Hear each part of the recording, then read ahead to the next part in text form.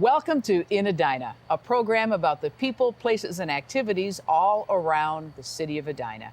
I'm your host, Lillian McDonald. We bring you this broadcast from Wagner's beautiful greenhouse just off the crosstown in Penn. And joining us right off the top, Nola Wagner, owner of the greenhouse. Thanks so much for having us here. It's beautiful. Smells great in here. Well, it's good to have you here today. We really appreciate it. Thank you. Now, this is a fifth generation greenhouse. That's right. That started a long time ago. How? It started by August Cornelius in 1901. He immigrated from Germany and started a greenhouse on the same location and started growing vegetables. And they would harvest them and take them to market and to the local grocery store. So that was the business, raise the vegetables, sell them at the farmer's market, start all over again. That's year right. after year. And then flowers. In the 60s, we started ornamentals and have been ornamentals ever since then. All right. And it's clearly a beautiful environment where folks can come and not just buy flowers and vegetables and other garden items, but also get educated about how to take care of them. All this. And it's also a healthy place to work. It is. You have more than 100 employees here. At this time of year, on yes, the seasonal we do. time of year. Yes. Wow. Now, you're the third generation. Your two sons make the fourth generation, and your granddaughters are already involved as fifth generation owners of Wagner's. Yes, Lily. How do you keep it going? Oh, well, we all work together. It happens, you know. We get a lot of different opinions, but finally we meld into one. All right. And you've seen a lot of peaks and valleys in the industry, too, as things change. What's hot now? Edible gardening is hot now. It's very big this year. People want to save money at the grocery store, and so they're mixing their edible gardens with their floral gardens. So when you're saying edible gardens, do you mean just vegetables? Or Vegetables. are fruits included in that? Herbs are included. Herbs are included. So Yeah. herbs and vegetables. And you can grow them in the pot, or if you have the good fortune of having a garden full. Either way, you can grow a tomato in a large pot. We have patio tomatoes, peppers, eggplants, cucumbers, all grown in a big pot that you can put on your deck or patio. There's something about gardening that just sort of, and pardon the pun because it's going to sound like one, brings you kind of down to earth when you get your hands in the soil, even if you are just repotting a plant or a tomato plant or flower. Oh, it's very rewarding, and it's good for your psychology to produce something on your own. Yeah, absolutely. Not to mention they're great gifts to give away too if you can grow something. Now you actually seed here year-round as well, right? That's right. We have a large seeding room, and we seed young plants year-round. We also ship those young plants to other greenhouses across country, and then we plant our own crop for our garden centers right here. Millions. You must plant and sell millions of plants here. Oh, yes. I really wouldn't know how many millions. But you have to measure, though, what's popular so that you know what to grow, right? What's popular now? We also visit the trial gardens in Chicago and California, and each year pick up new varieties to offer to our customers. Okay. Like this year, we have a new alyssum that makes a beautiful hanging basket. And people come in with their favorites, of course, whether it's roses or geraniums or daisies or tulips or whatever they're trying to plant. Oh, yes. But do the favorites change from year to year? Favorites not so much as colors. This year it's blue and purple. Are Very these good, and also turquoise. Okay, so these are themes for landscaping outside then. Landscaping outside to match your interior decoration. Wow, that's really putting a lot of time into gardening. That's fantastic. Well, it's very rewarding. Yes, it is. Now, you want to talk a little bit about gardens to go, because that's also popular, right? Oh, it's very popular because a lot of people live in condos or townhouses now, and you can garden right in a large 14, 15, or 16-inch container and have a beautiful garden right on your deck or patio. Well, I tell you what, I frequent greenhouses a lot for help most of the time on how to take care of plants, and Wagner's is absolutely beautiful. You've got expert help here year-round. Thank you so much for letting us bring the broadcast to all of our viewers from your beautiful place. Well, nice to have you here.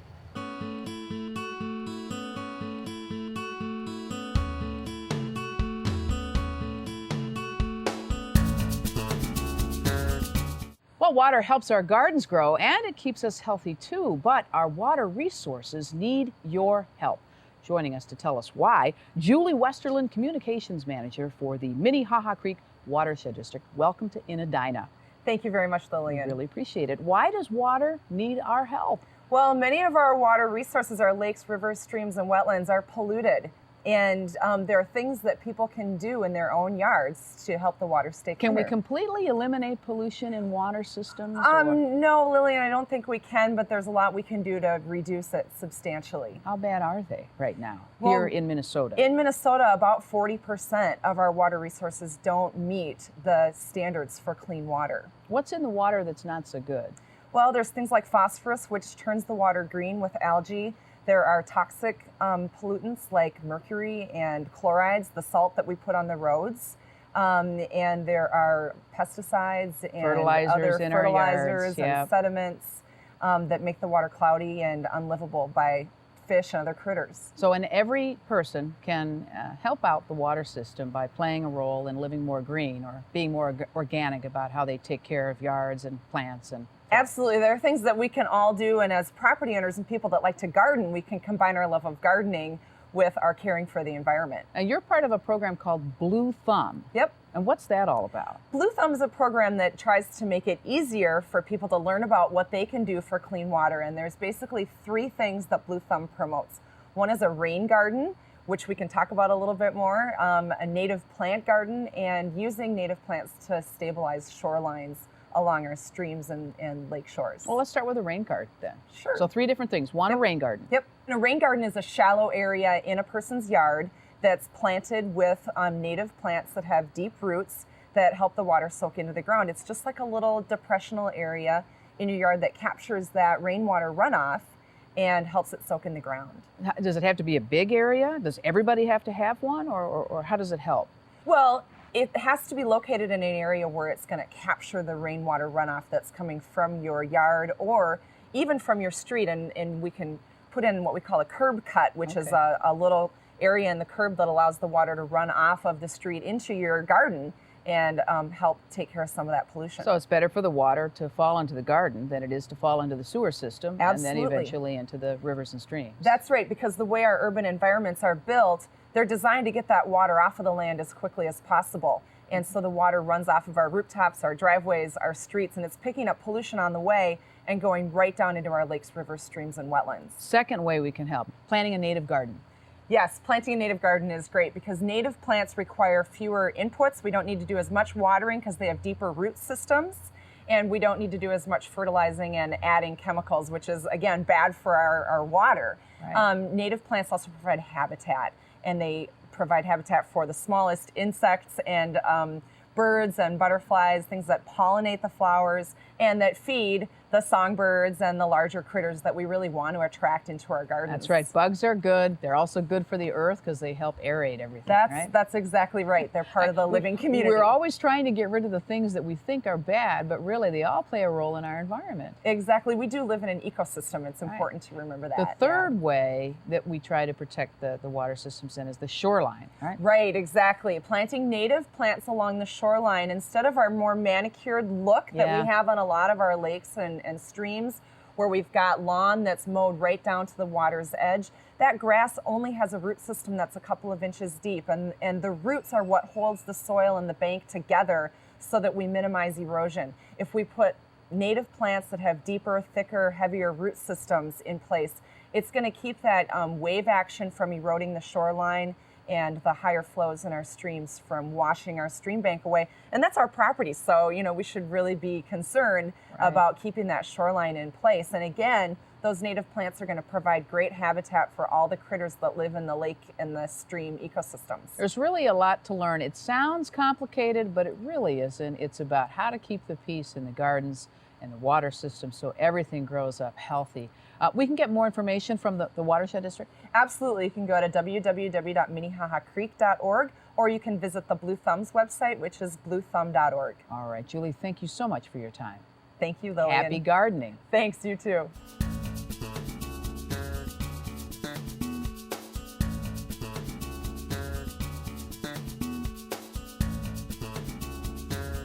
One way to help out preserve our water system is to catch your own rainwater, and it'll also save you a few bucks.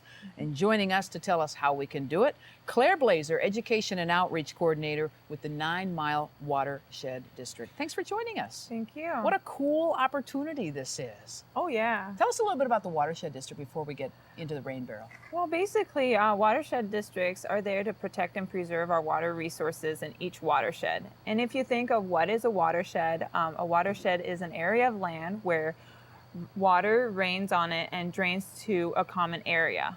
So really, when you think of the metro area, it is full of watersheds. Mm-hmm. And one way to help the watershed is to collect a little bit of water with a rain barrel. And this looks like a little bit of water, but it can actually cover the earth many times over. Oh, quite a bit. This rain barrel holds actually 55 gallons of water. It will water your landscape, your garden, your plants, even if there's a watering ban in place. You can still use the water that you've collected from the rain barrel. Definitely. Is it really hard to install one of these at home? It looks really simple. It's very simple. All you need is really, the most effective way is having a downspout. So you have your gutter on your roof, and then you have your downspout. You cut your downspout, and then you place the rain barrel right underneath it. And it catches it right there. Let's talk a little bit about how this rain barrel comes together. Sure. Well, first of all, on the top, you'll notice there's this grid and also a net. And this is to prevent mosquitoes to go in and burrow and lay their eggs. That's a question, a concern that I would have, is that catching water, will it attract bugs? And with this, no. You have this on top, so really the water is being filtered into your rain barrel. And at the same time, it's nice to have this because in case if you have leaves or other detritus that's coming from your rooftop, you can, wipe it off and keep the get area rid of clean. it. Exactly. Other part here? So right here, we actually have an overflow spigot. So in case if your rain barrel fills up and there's too much water in it, you have an area where you can let the water run out. Okay, and then for draining? And then down here we have our brass spigot where you can attach your hose and then use it to water your plants or lawn. Is there enough pressure on this thing to sprinkle a yard? Oh yeah. All you would need is to basically raise your rain barrel and let the gravity do its work. Okay, so how much will this cover in your own yard? Oh yeah. Basically the other day my husband and I watered our plants and lawn, and we only used about this much water. Now our lawn is about 20 by 20. And then we have all of our tomato plants, basil, and we were able to water all of those. So really, a little bit of this water went a long way. And my dad's always said, he's quite the gardener, that rainwater is the best water. It's the best water for your plants and your yard, better than tap water. Definitely. Your tap water is chlorinated, so it's treated. And this is just natural rainwater. So it hasn't been treated, has no added chemicals to it, and it's perfectly fine for your grass and your garden. So how many times will this fill up in a summer? There's some averages on that? It will quite a bit. When you think of it, 1 inch of a rain event, so a heavier storm, we got about 5 or 6 a year in the Twin Cities area, will yield for each square foot of your roof 2/3 of a gallon of water. So this will fill up quite quickly. The first time we put out our first rain barrel, it filled up, and it wasn't even a quarter inch rain event. Wow. All right. So this will come in handy a lot. What about winter storage?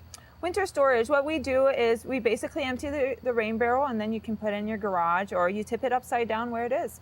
Okay. So then it won't freeze and cause another problem. Exactly. Now you have an event coming up in August where folks in Edina can actually create their own decorative rain barrel. Exactly. We actually teamed up with the Edina Art Center, and we are having an event on Saturday, August 28th, and we're basically doing a rain barrel art class. So people can come and paint their rain barrel and then bring it home with them. So you can blend it in with your own landscape, or you can make it a little bit funky and add a little color and some yard art. Exactly. Well, Claire, thank you very much for you. your time and your conservation efforts and keeping our water clean. Thank you.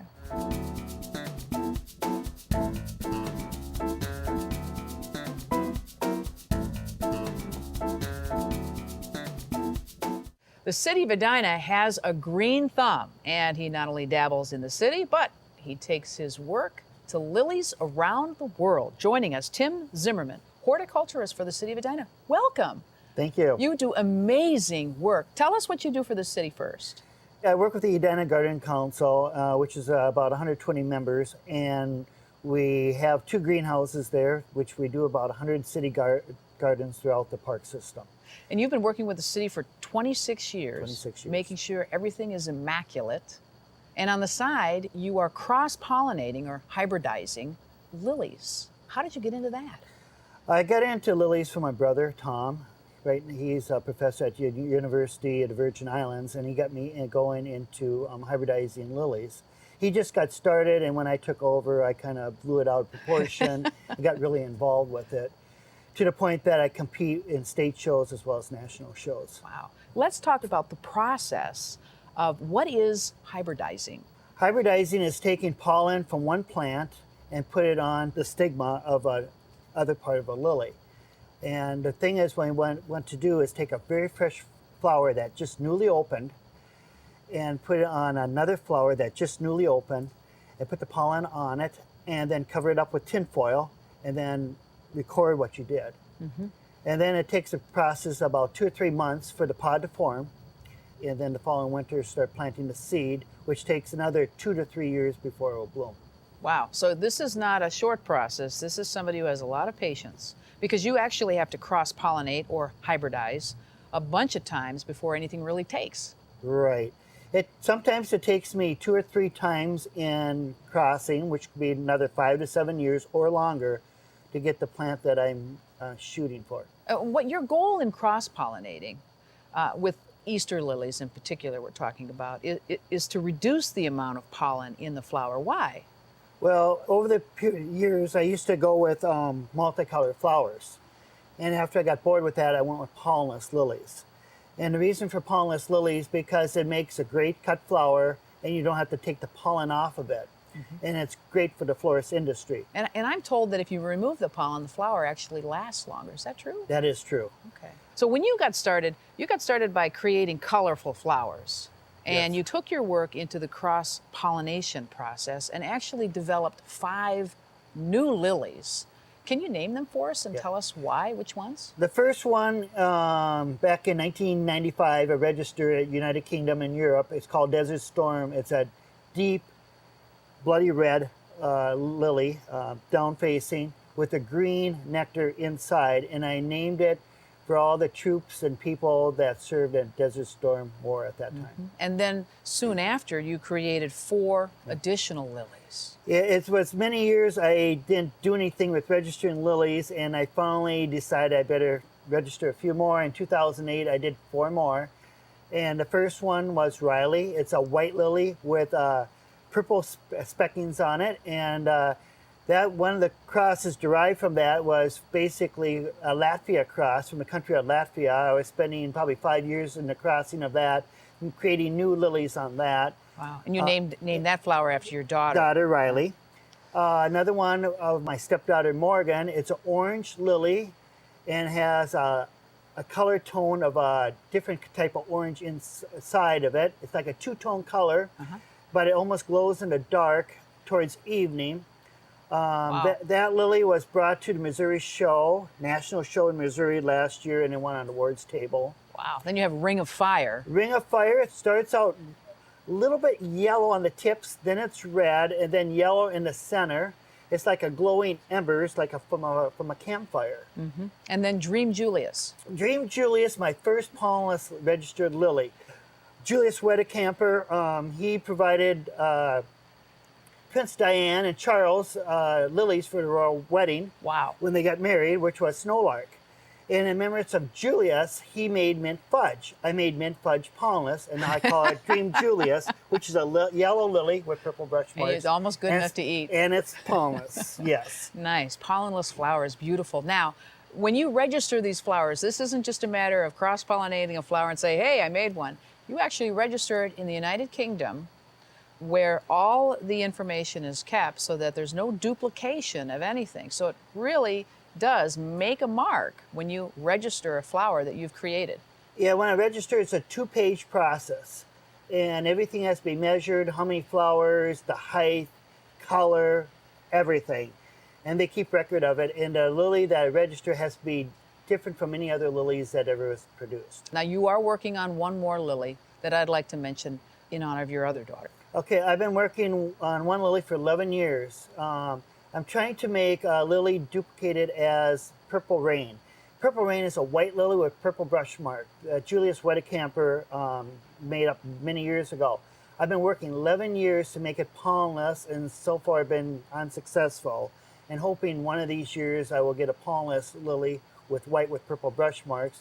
And if they ever produce it, I will name after my daughter, Taylor, who died last year from a lightning strike, in memory of her. I'm sorry about that. What beautiful work you do to honor people and to brighten everyone's day. And here in the city of Edina, where we get to enjoy your good-looking plants all around. Thank you so much, Tim, for your work and efforts. Thank you.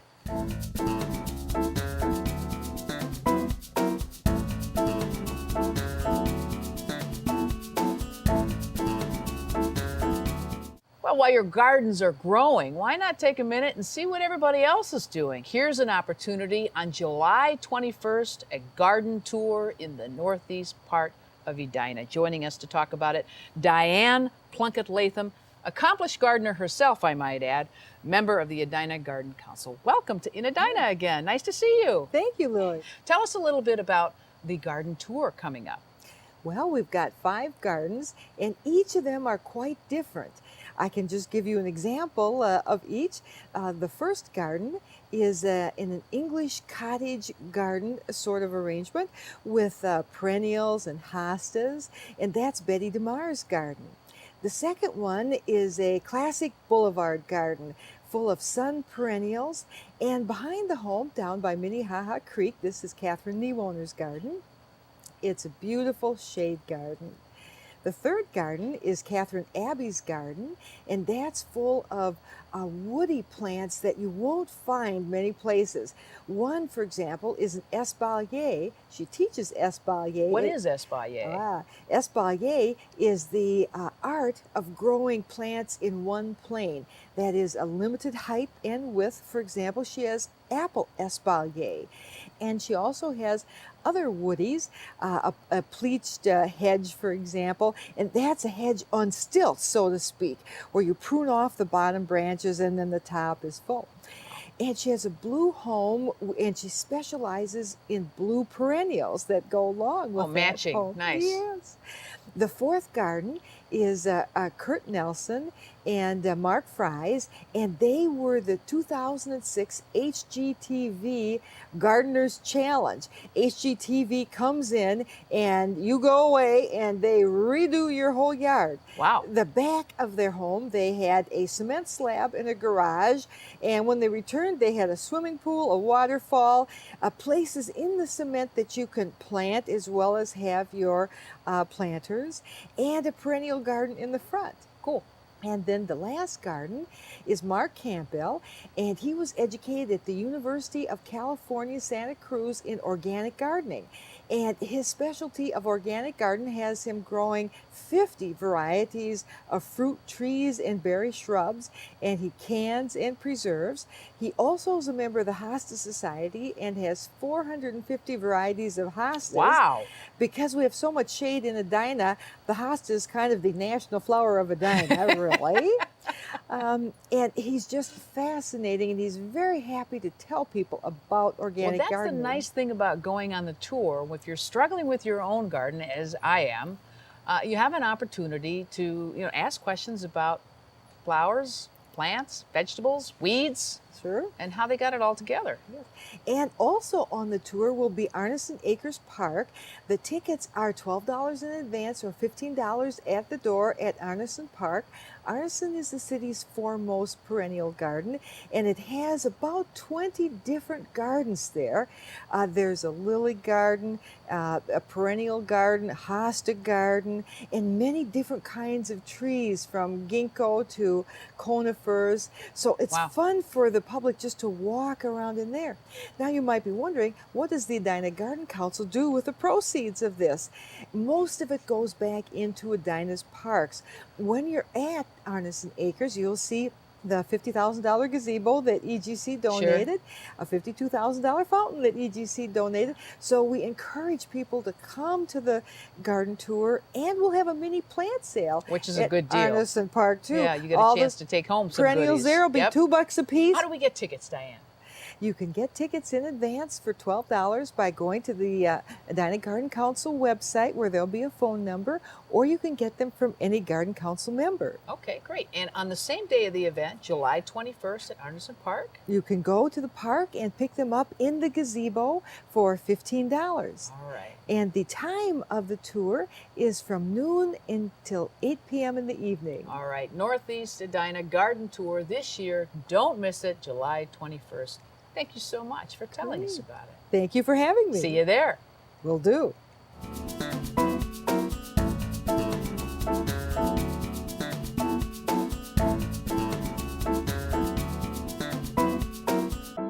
From time to time, we hear from viewers who ask us questions. This month, Matt asks us, I heard there's going to be a new farmer's market in Edina. Is that true? If so, when and where will it be held? Well, Matt, yes, there is going to be a farmer's market this year in Edina. On Thursday evenings from July 1st through September 30th, the market will be held at Centennial Lakes Park from 3 to 7. About 25 vendors will sell their local products every Thursday afternoon on the pathways near the park centrum. Now that's something we can all get excited about. We hope you've enjoyed our program. We'd like to thank all of our guests and to you for watching, and especially Wagner's Greenhouse for letting us bring you this broadcast from their beautiful location. Until next time, you've been watching In Edina. I'm your host, Lillian McDonald. Have a great day.